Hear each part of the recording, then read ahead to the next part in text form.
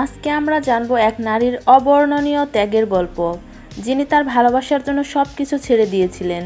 কিন্তু প্রশ্ন উঠেছে, তার সেই ত্যাগ কি সঠিকভাবে মূল্যায়িত হয়েছে?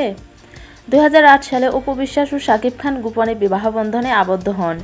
অপু তার ব্যক্তিগত জীবন গোপনে রেখে শাকিবের ক্যারিয়ার রক্ষায় আত্মনিয়োগ করেন।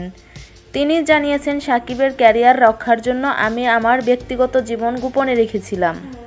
তাদের সংসারে 2016 সালে জন্ম নেয় আব্রাহাম খান জয়। অপু তার সন্তানের পরিচয় গোপন রেখে শাকিবের ক্যারিয়ারকে অগ্রাধিকার দেন।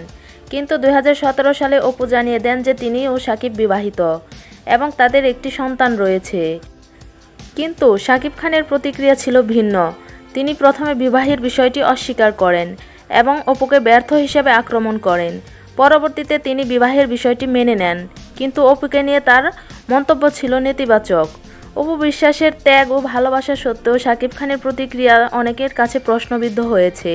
তার এই আচরণ সমাজে নারীদের প্রতি শ্রদ্ধা ও মূল্যায়নের অভাবের প্রতিফলন। অপু বিশ্বাস শাকিবের জীবনে লাকি টার্ম।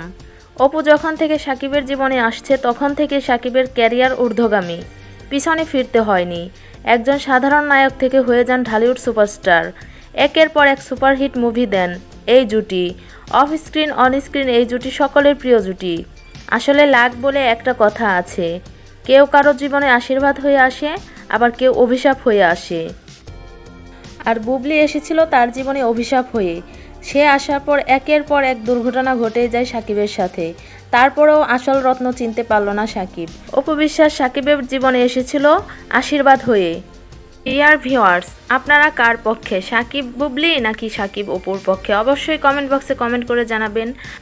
আর হ্যাঁ, যারা এখনও আমাদের চ্যানেলটি সাবস্ক্রাইব করেননি তারা প্লিজ সাবস্ক্রাইব করে নেবেন আর পাশে থাকা বেল আইকনটি ক্লিক করে দিবেন। অনেকে ভিডিও দেখেন কিন্তু ভিডিওর মধ্যে একটা লাইক দিতে ভুলে যান। আশা করছি আজকে ভিডিওতে একটি লাইক দিয়ে যাবেন। আবার দেখা হবে নতুন কোনো ভিডিওতে। সবাই ভালো থাকুন, সুস্থ থাকুন। আল্লাহ হাফেজ।